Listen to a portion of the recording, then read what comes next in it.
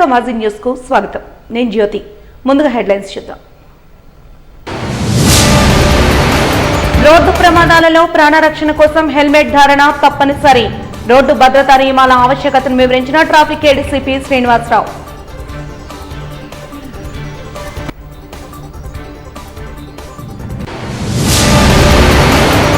అప్రజాస్వామికంగా YCP కార్పొరేటర్లను ప్రలోభపెట్టి పార్టీలు మార్చారు. GVMC deputy mayor Jiyyani Sridhar, Kattumuri Satish, floor leader Banala Srinivas విమర్శ. టెలికాం పాయింట్ ఆఫ్ సేల్ ప్రతినిధి బాధ్యతలు అత్యంత కీలకమైన అన్న ఆపరేషన్ అధికారి ఆదాం. సైబర్ క్రైమ్ నివారించట్లో టెలికాం శాఖ విధి విధానాలపై వర్క్ షాప్ లో వెల్లడి.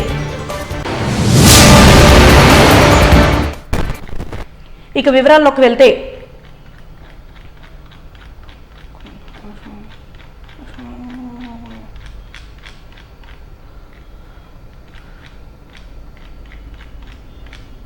ప్రస్తుతం నగరంలో జరుగుతున్న రోడ్డు ప్రమాదాల నివారణ కోసం తప్పనిసరిగా రోడ్డు భద్రతా నియమాలను పాటించాలని ట్రాఫిక్ ఏడీసీపీ శ్రీనివాసరావు తెలిపారు. ఈ మేరకు హెల్మెట్ ధారణ తప్పనిసరి అని ఆయన హెచ్చరించారు. రోడ్డు భద్రతా నియమాలపై అవగాహన కల్పించే దిశగా చేపడుతున్న కార్యాచరణను వివరిస్తూ పోలీస్ కమిషనరేట్ హాల్లో విలేకరుల సమావేశాన్ని నిర్వహించారు. ఈ సందర్భంగా రోడ్డు భద్రతా నియమావళి, హెల్మెట్ ధారణ ప్రాధాన్యతపై వివరణ ఇచ్చారు. వాహన చోదకులు వెనుక కూర్చునే వారు కూడా తప్పనిసరిగా హెల్మెట్ ధరించాలని సూచించారు. లేని పక్షంలో పోలీసులు విధించే జరిమానాలకు, శిక్షలకు అర్హులు కాబడతారని తెలిపారు. కార్యక్రమంలో హెల్మెట్ ధారణ విధి విధానాలను పోలీసులు వివరించి చూపించారు.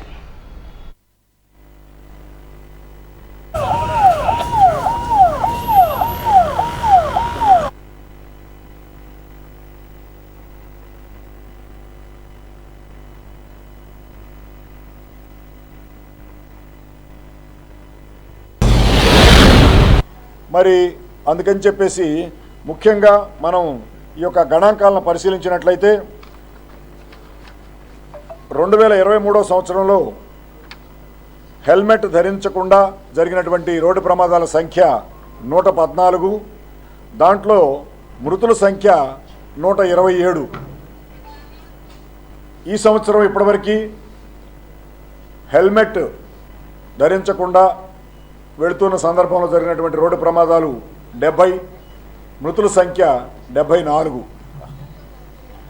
మరి ఇది గమనించినట్లయితే హెల్మెట్ ధరించని కారణంగా ఎంతమంది చనిపోతున్నారో మనకు అర్థమవుతుంది. కాబట్టి హెల్మెట్ విధిగా ధరించాలని చెప్పి ఈ సంవత్సరం మనకి గౌరవ ఆంధ్రప్రదేశ్ హైకోర్టు న్యాయస్థానం వారు కూడా దీని మీద కొన్ని డైరెక్షన్స్ ఇచ్చి ఉన్నారు.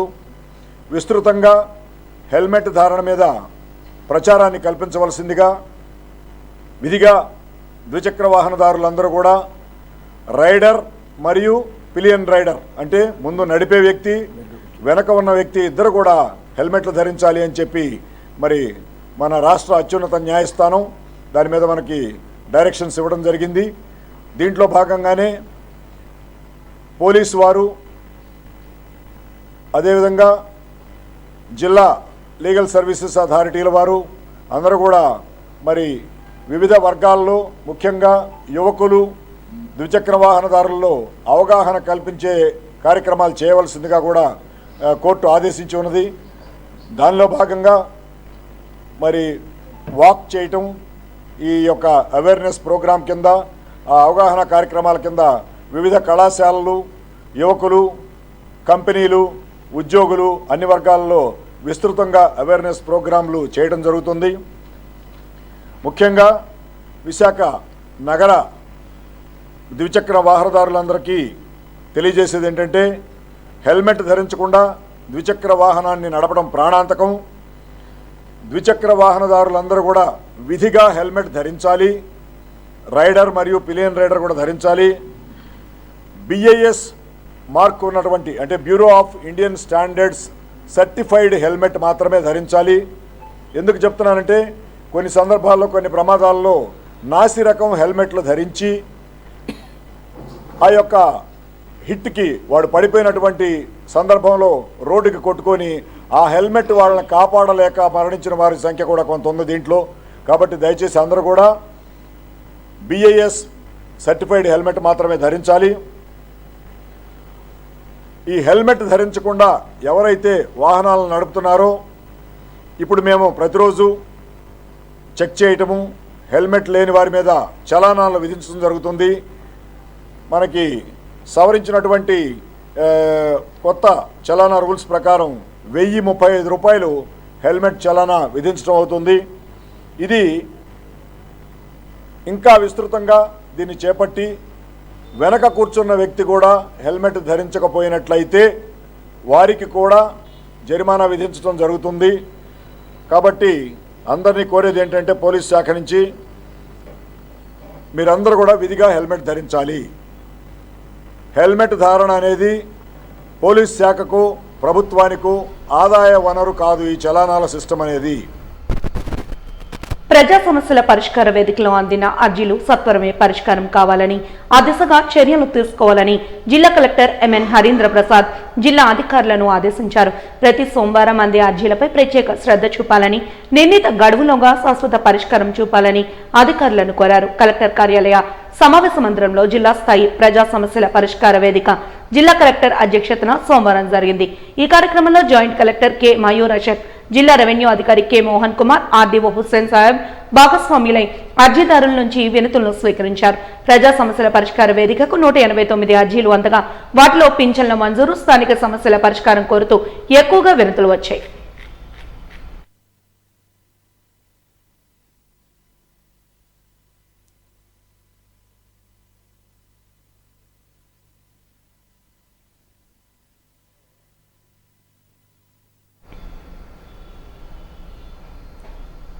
వైద్య రంగంలో టెక్నాలజీ రోజుకో రకంగా అభివృద్ధి చెందుతున్న నేపథ్యంలో విశాఖ హెల్త్ సిటీలోని కేర్ హాస్పిటల్లో మోకాళ్ల మార్పిడి శస్త్రచికిత్స కోసం మెరిల్ కంపెనీకి చెందిన ఆర్థోపెడిక్ కంపెనీ అత్యాధునిక రోబో అసిస్టెడ్ సిస్టంతో కీళ్ల మార్పిడిని విజయవంతంగా చేస్తున్నామని కేర్ ఆసుపత్రి వైద్యులు చెబుతున్నారు. ఈ సందర్భంగా Care hospital chief doctor Mayuk Chaudhary మాట్లాడుతూ రోగులకు వీలైనంత ఉత్తమ వైద్య చికిత్సలు, సాంకేతికతను అందిస్తున్నామని తెలిపారు.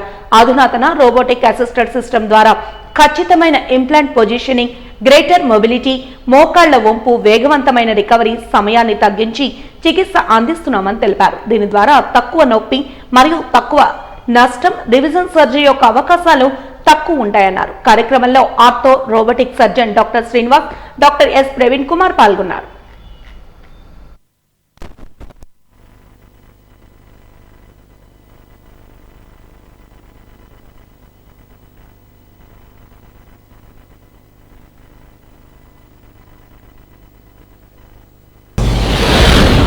most advanced robotic system for knee joint replacement start చేసామండి.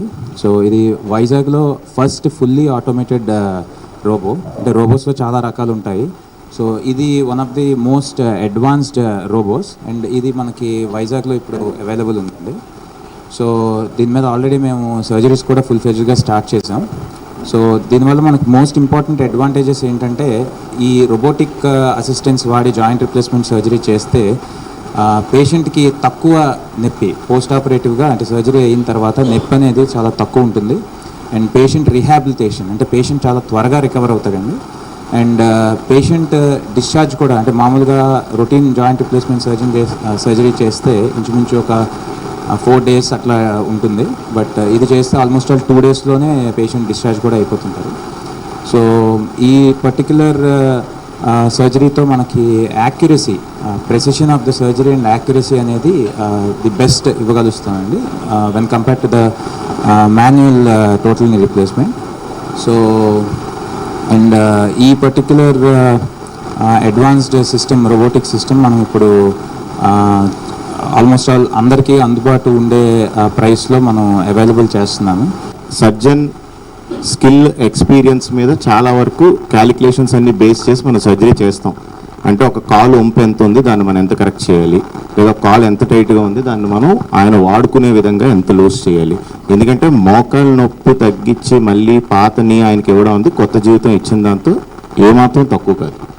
అయితే ప్రతి మనిషికి చిన్న చిన్న చేంజెస్ ఉంటాయి. మీ అందరికీ తెలిసిందే, అదే అందరూ ఒకలా ఉండవు, అందరు కాళ్ళు ఒకలా ఉండవు, అందరు మోకాళ్ళు ఒకలా ఉండవు.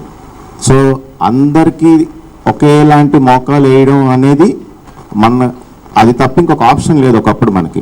బట్ పెరుగుతున్న టెక్నాలజీ కారణంగా మనకు అదృష్టవశాత్తు ఈ రోబోటిక్ టెక్నాలజీ వచ్చింది. సో ఇప్పుడు ఏంటంటే ఎవరికి ఎంత అవసరమో, ఎవరికి ఏం అవసరమో స్పెసిఫిక్గా, అంటే మనకి నచ్చిన, మనకి సరిపడా ఒక చొక్కా ప్యాంటు కుట్టించుకున్నట్టు మనకి సరిపడా ఒక మోకాలు మార్పిడి ఆపరేషన్తో మనకి సరిపడా సైజుల్లో వాటిల్లో సామాన్లు వేసుకోవడం, అంటే మనకు అవసరమైనంత ఎముక కట్ చేసుకొని, మనకు అవసరమైనంత ఎముక చుట్టుపక్కల ఉండే లిగమెంట్స్ కట్ చేసుకొని, అవసరమైనంత కంట కట్ చేసుకొని.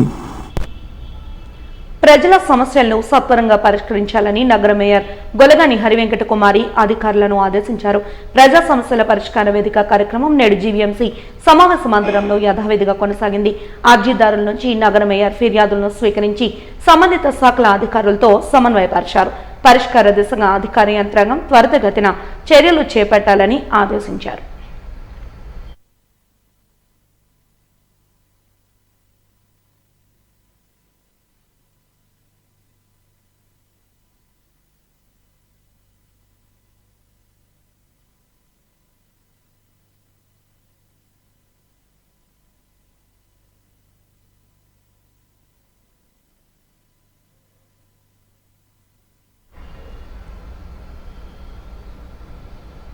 అధికార టీడీపీ తమ కార్పొరేటర్లను భయభ్రాంతులకు గురిచేసి బెదిరించి అప్రజాస్వామికంగా పార్టీ మారేందుకు ప్రలోభ పెట్టిందని GVMC deputy mayor Sridhar, Kattumuri Satish, YCP నాయకులు గొలగాని శ్రీనివాస్, బాణాల శ్రీనివాస్ తదితరులు ఆరోపించారు.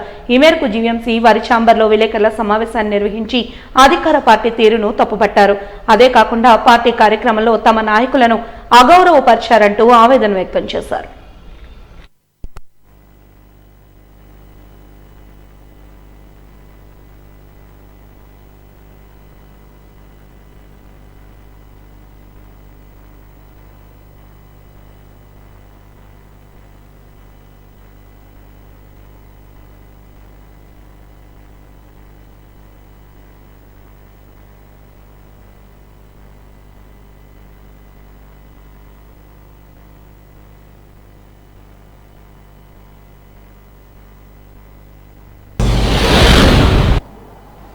నిన్న కొంతమంది గౌరవ కార్పొరేటర్లు 11 మంది,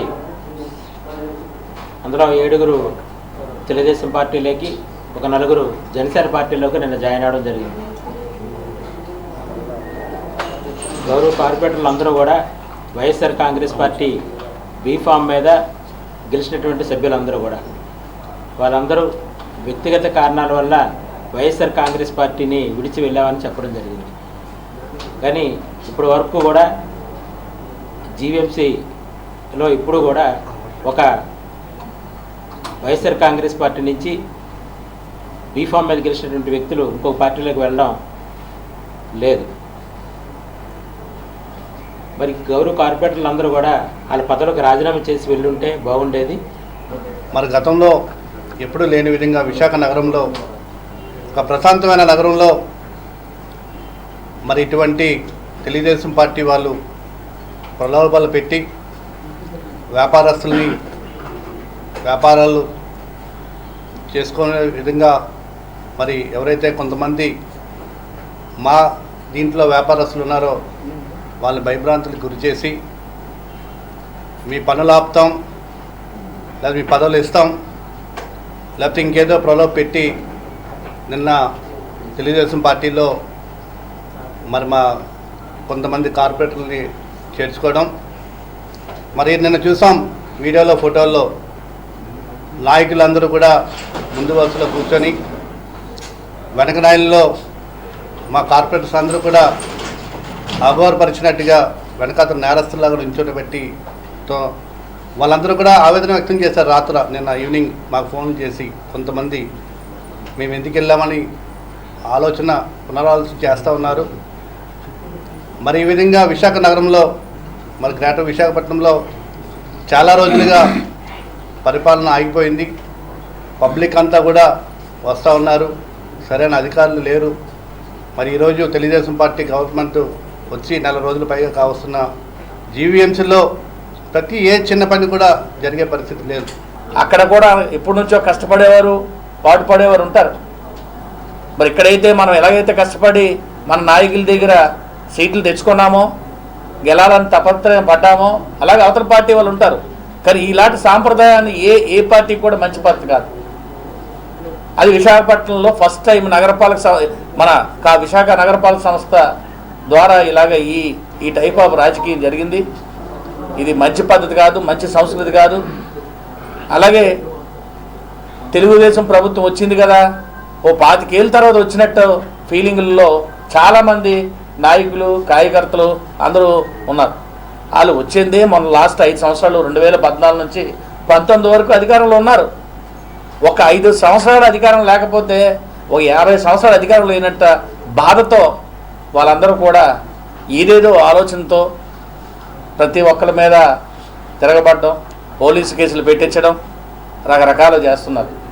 ఇది కూడా మేము కూడా గెలిచిన కూటమి ప్రభుత్వానికి సమయం ఇవ్వాలని చెప్పి మేము కూడా మాట్లాడట్లేదు. దాన్ని చేతకానితనంగా తీసుకునే పరిస్థితిలో ఆ పార్టీ నాయకులు వస్తున్నారు. అది మా చేతకానితనంగా అనుకోకండి. మేము మా కార్యకర్తలు కూడా ఇప్పుడు కూడా ప్రజలకు అందుబాటులో ఉంటూ మాకు వచ్చిన 40% ఏదైతే ఓటు షేర్ ఉందో దాన్ని మాకు తగ్గింది 10%. ఆ 10% మీరు ఇలా చేసుకుని వెళ్తే మీకు రేపు పొద్దున్న మాకు ఇప్పుడు ఏవైతే వచ్చాయో 11 సీట్లు, మీకు ఆ 11 సీట్లు కూడా రాని పరిస్థితి వస్తుంది. దయచేసి ప్రజలకు ఏదైతే అనుకూలంగా లేదో, ఏదైతే పార్టీల మీద పద్ధతి కాదని ఒక అల్టిమేట్ ఇచ్చారో అది ఏ పార్టీలైనా ఏ కూటమైనా తెలుసుకోవాల్సిన అవసరం ఉంది. ఈరోజు విశాఖపట్నంలో మరి కూటమి ప్రభుత్వం చేసిన ఈ పద్ధతిని విశాఖపట్నం నగర ప్రజలందరూ కూడా ఇది ముక్కులు వేలేసుకునే పరిస్థితి వచ్చింది. కాబట్టి ఇలాంటి రాజకీయాలు చేయకుండా, ఇలాంటి పద్ధతులు చేయకుండా ఉండాలని చెప్పి కోరుకుంటూ, వాయువ్య బంగాళాఖాతంలో అల్పపీడనం బలపడి వాయుగుండంగా మారిందని, ఈ ప్రభావంతో రానున్న 3 రోజుల్లో రాష్ట్రంలో వర్షాలు అధిక స్థాయిలో కురుస్తాయని విశాఖ తుఫాను హెచ్చరికల కేంద్ర అధికారి శ్రీనివాస్ తెలిపారు. ఈ మేరకు మీడియాతో ఆయన మాట్లాడుతూ రానున్న 24 గంటల్లో వాయుగుండం బలహీనపడి అల్పపీడనంగా మారనుందని వెల్లడించారు. ఈ నేపథ్యంలో అత్యధిక స్థాయిలో వర్షపాతం నమోదు కానుందని తెలిపారు. 40 నుండి 45 కిలోమీటర్ల వేగంతో గాలులు వీస్తాయని హెచ్చరించారు.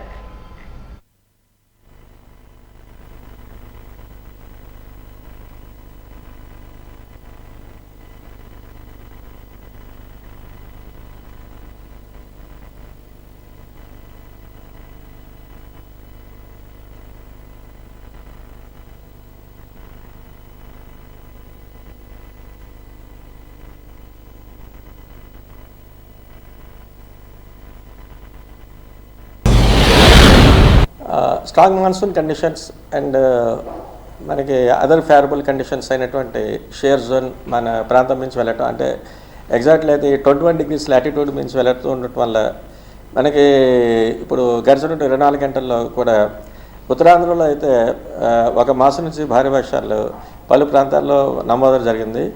భారీ వర్షం అయితే మటుకి అనకాపల్లిలో అయితే 8 సెంటీమీటర్లు, అలాగే నెక్స్ట్ చిత్తూరులో 7 సెంటీమీటర్స్, వరరామచంద్రపురంలో అయితే 5 సెంటీమీటర్స్ వర్షపాతం నమోదు జరిగింది. అలాగే దక్షిణ కోస్తాలో మటుకు కొంచెం యాక్టివిటీ ఉండి తక్కువగా ఉండి అక్కడక్కడ ఒక మాసం వర్షాలు నమోదు జరిగింది. అలాగే ఇప్పుడు ఉన్నటువంటి ఈ మాన్సూన్ యాక్టివ్ కండిషన్స్ దృష్ట్యా నెక్స్ట్ కమింగ్ 24 hours వరకు కూడా మన రాష్ట్రంలో అయితే ఒక మాసం వర్షాలు మనం నమోదవుతున్నట్టు చెప్తున్నాం. ఉత్తరాంధ్ర వరకు అయితే అక్కడక్కడ ఒక మాసం వర్షాలు 1-2 చోట్ల భారీ వర్షం కూడా నమోదయ్యే ఛాన్సెస్ ఉన్నాయని చెప్తున్నాం. అవి పర్టికులర్గా అయితే విశాఖపట్నం, అల్లూరు సీతారామరాజు, అనకాపల్లి, కాకినాడ అండ్ అన్నం ఈ జిల్లాల్లో 1-2 చోట్ల భారీ వర్షం కూడా నమోదయ్యే ఛాన్సెస్ ఉన్నాయి. అలాగే నెక్స్ట్ ఇప్పుడు ఉన్నటువంటి రైన్ఫాల్ యాక్టివిటీ క్రమేపీ తగ్గుతూ వస్తుంటుంది. నెక్స్ట్ కమింగ్ 3 to 5 days వరకు చూస్తే ఉత్తరాంధ్రలో అక్కడక్కడ ఒక మాస్టర్ వర్షాలు, అలాగే నెక్స్ట్ దక్షిణ కోస్తా వరకు వస్తే 1-2 చోట్ల ఒక మాస్టర్ వర్షాలు వచ్చే ఛాన్సెస్ ఉన్నాయి. అలాగే ఇప్పుడు ఉన్నటువంటి స్ట్రాంగ్ మాన్సూన్ కండిషన్స్ దృష్ట్యా కూడా ఉత్తరాంధ్ర తీరం వెంబడి కూడా బలమైన ఈదురుగాలులు ఇప్పటికీ కూడా గంటకి 45 నుంచి 50 కిలోమీటర్ల వేగంతో వస్తుంటున్నాయి. అలాగే నెక్స్ట్ సీ కండిషన్ రఫ్నెస్ కూడా ఇంకా కంటిన్యూ అవుతుంది. వీటన్నిటి దృష్ట్యా కూడా నెక్స్ట్ కమింగ్ 4 days వరకు కూడా ఉత్తరాంధ్ర తీరం వెంబడి ఉన్నటువంటి మత్స్యకారులని వేటకు వెళ్ళొద్దని చెప్తున్నాం. రాజకీయాలలో నైతిక విలువలను మరచి కార్పొరేటర్లు స్వలాభాల కోసం పార్టీలు మారుతున్నారని సిపిఐ కార్పొరేటర్ గంగారాం విమర్శించారు. రాజకీయ విలువలను దిగజార్చే నాయకులు ప్రజలను మోసం చేస్తున్నారంటూ ఆవేదన వ్యక్తం చేశారు. ప్రజా సమస్యల పరిష్కారం కోసం ప్రజలు నాయకులను ఎన్నుకుంటే వారి వారి స్వలాభాల కోసం పార్టీ మార్పులు చేస్తున్నారంటూ తనదైన శైలిలో ధ్వజమెత్తారు. మున్సిపల్ కార్పొరేషన్లో ఎటువంటి విలువలు అనేటువంటివి లేవు, పూర్తిగా పడిపోయి. ఈ పార్టీ అధికారంలో ఉంటే ఇందులోకి ఆ పార్టీ వాళ్ళు వస్తారు, ఆ పార్టీ వెంటనే అధికారంలోకి రాకపోతే ఈ పార్టీలో ఉండేటటువంటి వాళ్ళందరూ ఆ పార్టీలోకి జంప్ అవటం అనేటువంటిది అత్యంత నీచమైనటువంటి రాజకీయాలు ఇవి. సిపిఎం పార్టీ వీటిని తీవ్రంగా వ్యతిరేకిస్తూ ఉన్నది. జెండాలు వేరు, పార్టీల పేరు వేరు. అది టీడీపీ అయినా, లేదా జనసేన అయినా, లేదా వైసీపీ అయినా, లేదా బీజేపీ అయినా, వీటిల్లో మనుషులు వీళ్ళే తిరుగుతూ ఉంటారు. బొంగరంలాగా సర్కస్ కంపెనీలాగా వీళ్ళే తిరుగుతూ ఉంటారు. వీళ్ళే వ్యాపారస్తులు, వీళ్ళే రాజకీయ నాయకులు, వీళ్ళే సినిమా హాల్లో ఉంటాయి, వీళ్ళకే రియల్ ఎస్టేట్ వాళ్ళు, వీళ్ళే కాంట్రాక్టర్లు, అన్నీ వీళ్ళే ఉంటారు. సర్కస్ కంపెనీలాగా వీళ్ళందరూ తిరుగుతారు. అందువల్ల ఏ పార్టీ అధికారంలో ఉంటే ఆ పార్టీలో జంప్ అవుతారు. కానీ ప్రజలు మోసపోతూ ఉన్నారు. ప్రజలు భ్రమపడిపోయి ఈ పార్టీలో వాళ్ళందరూ వస్తే అధికారంలోకి వస్తే ఏదో చేస్తారని ఉన్నది. ఇప్పుడే తేలిపోయిందిగా మున్సిపల్ కార్పొరేషన్లో దీని అవతారం ఏమిటో. అందువల్ల మున్సిపల్ కార్పొరేషన్ విశాఖపట్నంలో ఇటువంటి రాజకీయాలు, జంపింగ్ రాజకీయాల వలన విశాఖపట్నం నష్టం జరుగుతుంది అనేటువంటి సిపిఎం పార్టీ భావిస్తూ ఉన్నది. ఇది సరైనటువంటిది కాదు. ఈ విధంగా విలువలు లేకుండా ఈరోజు రాజకీయాలు నడపటం అనేటువంటిది ఏ పార్టీకి కూడా సరైనటువంటిది కాదనేటువంటి సిపిఎం పార్టీ భావిస్తూ ఉంది. ప్రజలు కూడా ఆలోచించాలి. ప్రజలు కూడా ఇటువంటి రాజకీయాలని తిరస్కరించాలనేటువంటిది కూడా సిపిఎం పార్టీ విజ్ఞప్తి చేస్తుంది. రాజకీయాలు, వ్యాపారం రెండు కలిసిపోయినాయి. ఇది ఈరోజు ఉన్నటువంటి ప్రమాదం. రాజకీయ నాయకులే వ్యాపారం చేస్తున్నారు, వ్యాపారస్తులే రాజకీయ నాయకులు, ఎమ్మెల్యేలు, ఎంపీలు, కార్పొరేటర్లు, మంత్రులు వీళ్ళు అవుతూ ఉన్నారు. ఇది ఆంధ్ర రాష్ట్రానికి, ఈ దేశానికి పట్టినటువంటి దుర్గతి. బీజేపీ ఏమో వీటన్నిటికీ పెద్దనలాగా ఉంది. మత రాజకీయాలను చూసేసి ప్రజల మధ్య విచ్ఛిన్నం చేసేసి ప్రజలు నిట్టున్నటువంటి చీల్చాలనేటువంటి దుర్మార్గమైనటువంటి ప్రయత్నాలు చేస్తుంది. కాబట్టి ఆంధ్ర రాష్ట్రంలో ప్రమాదం ఏంటంటే ఈరోజు బీజేపీ తెలుగుదేశాన్ని మింగేస్తుందా, జనసేనాన్ని మింగేస్తుందా, లేదా వైసీపీని మింగేస్తుందా అనేటువంటిది ఈరోజు ఉన్నటువంటి ఆంధ్ర రాష్ట్ర రాజకీయాలు ముందున్నటువంటి ప్రశ్న. ఈ పద్మనాభం ప్రాంతానికి చెందిన రేవిడి మండలంలో జగనన్న ఇళ్ల కోసం ఇచ్చిన స్థలాలను అక్కడ వైసీపీ సర్పంచ్ కుమారుడు కోన రమణ అధికార దుర్వినియోగంతో లబ్ధిదారులను మోసం చేస్తున్నారని బాధితులు మోపేటి ఆదినారాయణ ఆవేదన వ్యక్తం చేశారు. ఈ మేరకు తమకు న్యాయం కావాలని కోరుతూ జిల్లా కలెక్టరేట్లో నేడు ప్రజా సమస్యల పరిష్కార వేదిక కార్యక్రమంలో కలెక్టర్కు ఫిర్యాదు చేస్తామని తెలిపారు. గతంలో అనేక మార్లు ఫిర్యాదు చేసినప్పటికీ ఎటువంటి ఫలితం లేదని, ప్రశ్నించినందుకు తమను గాయపరిచేందుకు సిద్ధపడ్డారంటూ విమర్శలు చేశారు. ఇప్పటికైనా అధికార యంత్రాంగం వారిని నిలువరించేందుకు తగు చర్యలు చేపట్టాలని బాధితులు కోరారు.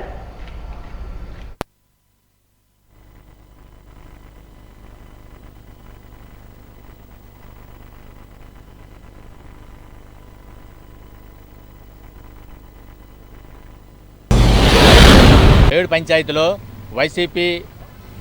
వైసీపీ సర్పంచ్ అమ్మ కొడుకు కోన రమణ అనే వ్యక్తి ప్రభుత్వం భూములు కాలువలు, అలాగే ప్రభుత్వం వేసిన డబ్బులు, ప్రజల అకౌంట్లో పడిన డబ్బులు అతని అకౌంట్ మార్చుకోవడం, ప్రభుత్వం భూములు అతని పేరున పట్టాలు చేసుకోవడం, అదే కాలువలు, చెరువులు ఇలాంటివన్నీ అతని పేరున చేసుకోవడం.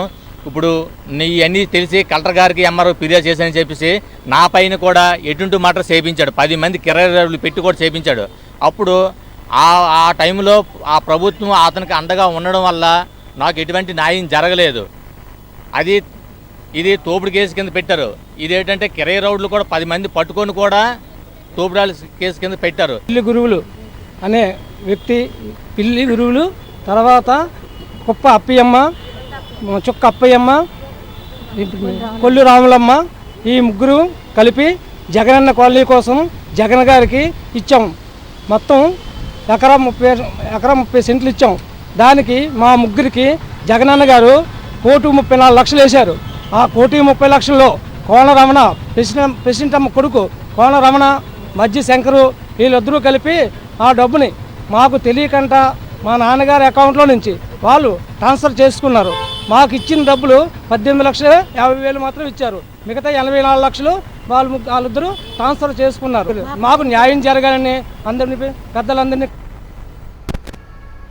35వ వార్డు స్ప్రింగ్ రోడ్ తదితర ప్రాంతాల్లో తాగునీరు కలుషితమై ప్రజల ప్రాణాలతో చెలగాటమాడుతోందని దీనిపై అధికార యంత్రాంగం చర్యలు చేపట్టాలని వామపక్ష నాయకులు జీవీఎంసీ నేడు ఫిర్యాదు చేశారు. ఈ మేరకు నగర మేయర్కు ప్రజా సమస్యల పరిష్కార వేదికలో అర్జీని అందజేసినట్లు వారు తెలిపారు. గతంలో అనేక మార్లు ఫిర్యాదు చేసినప్పటికీ జీవీఎంసీ యంత్రాంగం పరిశీలన చేస్తున్నారే తప్ప పరిష్కరించడం లేదని ఆవేదన వ్యక్తం చేశారు.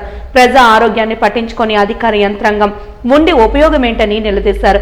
ప్రభుత్వం మారింది కాబట్టి ఇకనైనా అధికారుల తీరు మారుతుందేమోననే ఆశాభావంతో ఫిర్యాదు చేస్తున్నామని అన్నారు.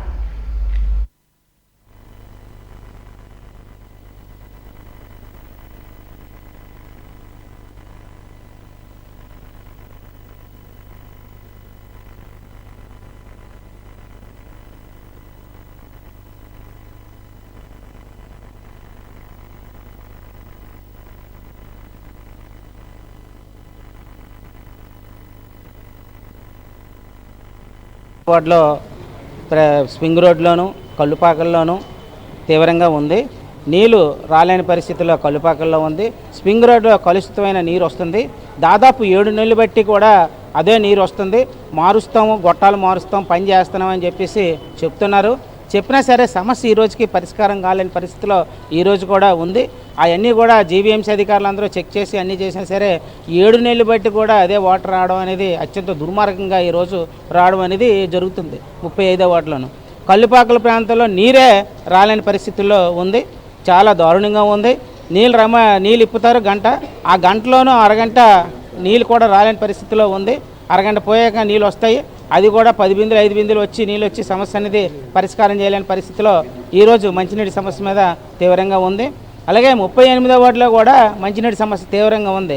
అండర్ గ్రౌండ్ డ్రైనేజ్ ఈ రోజుకి కూడా పొంగిపోయి సిల్ట్ పొంగిపోయి మొత్తం బయటకు వచ్చేస్తుంది. అత్యంత దూరంగా పురుగులు వచ్చేస్తున్నాయి. కమిషనర్ గారికి కూడా గతంలో పెట్టాము. అందరికీ కూడా జీబీఎంసీ అధికారులకి అందరికీ కూడా పెట్టి ఈ సమస్యను వెంటనే పరిష్కారం చేయండి అంటే రావడం అయితే వస్తున్నారు, కానీ పరిష్కారం అయితే ఈ రోజుకి కూడా అవ్వట్లేదు. రోజు నిండిపోవడం, రావడం, రోజు తీయడమైన పరిస్థితిలో అండర్ గ్రౌండ్ డ్రైనేజ్ అనేది శుభ్రమైనది లేదు. అత్యంత దుర్మార్గంగా ఉంది. పన్నుల దాకా వస్తే పన్నులు బాగా వసూలు చేయడం అనేది జరుగుతుంది, కానీ సమస్య ఈ రోజుకి పరిష్కారాన్ని పరిస్థితిలో జీబీఎంసీలోనూ ఇది ఉంది. ఏమనంటే లోతెత్తు ప్రాంతాల్లో వేసారు అండర్ గ్రౌండ్ డ్రైనేజ్, అది ఎలా పరిష్కారం అవుతుంది, పరిష్కారం అవ్వదు అనేసి తిరిగి మనకు చెప్తారు. ఎప్పుడో నీళ్ళు మంచినీళ్ళకి పైపులు వేశారు. ఆ పైపులు కొత్త పైపులు వేసి మంచినీటి సమస్య పరిష్కారం చేస్తే బాగుంటుంది. రోజులు తరబడినా సరే సమస్య పరిష్కారం లేని పరిస్థితిలో ఈరోజు 35లోను 38వ వార్డుల మట్టుకు తీవ్రంగా ఉంది. వెంటనే కమిషనర్ గారు జోక్యం చేసుకొని, మేయర్ గారికి జోక్యం చేసుకొని సమస్యను పరిష్కారం చేయాలనేది తీవ్రంగా. టెలికాం శాఖ ఆధ్వర్యంలో అల్లూరి సీతారామరాజు విజ్ఞాన కేంద్రంలో టెలికాం పాయింట్ ఆఫ్ సేల్ అవగాహన కార్యక్రమాన్ని నిర్వహించారు. ఈ మేరకు ఆపరేషన్ పీజీఎం ఆధం మాట్లాడుతూ సదరు టెలికాం పాయింట్ ఆఫ్ సేల్ ప్రతినిధి ప్రతి వినియోగదారుని టెలికాం సేవల నమోదు ప్రక్రియ, బోర్డింగ్ సమయంలో వినియోగదారుని పూర్తి వివరాలను సమగ్రంగా ధృవీకరించుకోవడం కీలకమన్నారు. కాలానుగుణంగా టెలికాం శాఖ నుండి విడుదలయ్యే వివిధ సూచనలు, ఆదేశికాల గురించి తెలియపరిచే ఉద్దేశంతో ఈ వర్క్షాప్ ను నిర్వహించినట్లు తెలిపారు. దేశీయంగా నానాటికి పెరుగుతున్న సైబర్ నేరాలు, ఆర్థిక నేరాలపై ఫిర్యాదు చేయడం కోసం జాతీయ నేర ఫిర్యాదుల పోర్టల్ cybercrime.gov.in ను ఇప్పటికే పనిచేస్తూ ఉన్నప్పటికీ 1930కి కూడా కాల్ చేసి ఫిర్యాదు చేయవచ్చని ఆయన తెలిపారు.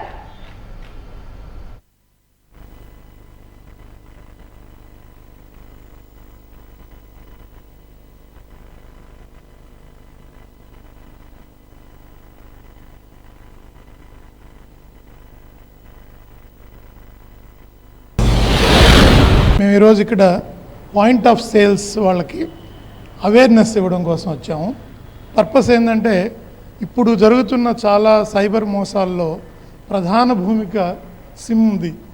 సిమ్ వల్లనే చాలామంది మోసపోయే పొజిషన్ ఉంది.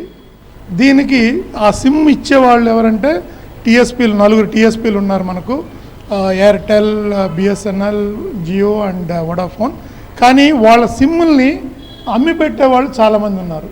That is called point of sales.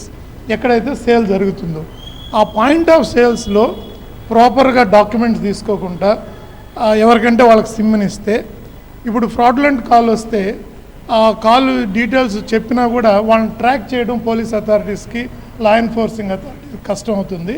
అందుకోసమని ఆ డాక్యుమెంట్స్ ఏమేమి తీసుకోవాలి, ఎంత పకడ్బందీగా డీటెయిల్స్ అన్నీ వాళ్ళ దగ్గర అప్డేట్ చేయాలనే దాని గురించి, ఈ విషయంలో వాళ్ళు ఎంత జాగ్రత్తగా ఉండాలి, కేవలం బిజినెస్ వైపు నుంచే కాకుండా ఒక national security citizen centric approach గురించి వాళ్ళకి అవేర్నెస్ చెప్తూ government of India department of telecom చాలా ఇనిషియేటివ్స్ తీసుకుంది మన జనరల్ పబ్లిక్కి హెల్ప్ చేయడం కోసం.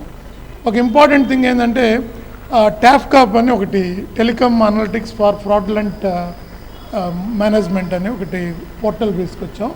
ఇప్పుడు మీకు తెలియకుండా మీ ఆధార్ నంబర్తో ఇంకెవరన్నా మొబైల్ తీసుకొని ఉంటే ఆ డీటెయిల్స్ దాంట్లో తెలిసిపోతాయి. సో మీ నంబర్ కాదనుకుంటే ఆ నంబర్ నాకు వద్దని నొక్కారంటే ఆ నంబరు డిస్కనెక్ట్ అయిపోతుంది. సో ఇట్లాంటి ఫెసిలిటీ. తర్వాత చక్షు అని ఒక పోర్టల్ పెట్టుకొచ్చాం. దీంట్లో ఏంటంటే ఇప్పుడు మీకు ఒక ఫ్రాడ్లెంట్ కాల్ వచ్చింది, అది మీకు అర్థమవుతుంది, మీ ఎస్బీఐ కార్డు డిస్కనెక్ట్ చేస్తున్నాం, మీరు వెంటనే మీ డీటెయిల్స్ ఏమన్నా అడుగుతారు. ఈ ఎస్బీఐ వాళ్ళు కాదు అనేది మీకు అర్థం. వాచింగ్ న్యూస్ ముగించే ముందు హెడ్లైన్స్ మరొకసారి చూద్దాం. రోడ్డు ప్రమాదాలలో ప్రాణరక్షణ కోసం హెల్మెట్ ధారణ తప్పనిసరి, రోడ్డు భద్రతా నియమాల ఆవశ్యకతను వివరించిన traffic ADCP Srinivasarao.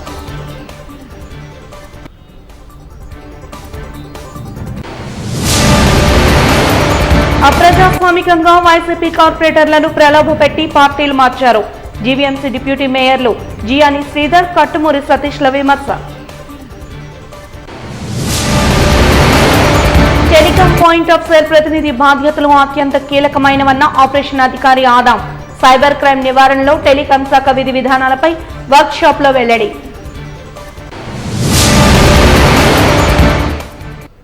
Watching news ఇంతటితో సమాప్తం. నమస్కారం.